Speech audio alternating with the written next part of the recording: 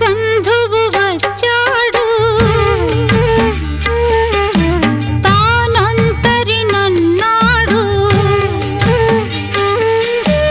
ఆ బంధం వేశాడు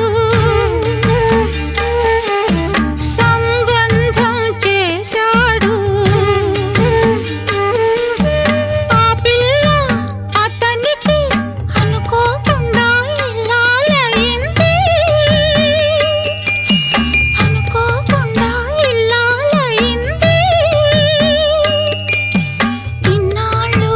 ప్రేమించిన పిల్లాడేమో పిచ్చాడయ్యాడు పిల్లాడేమో పిచ్చాడయ్యాడు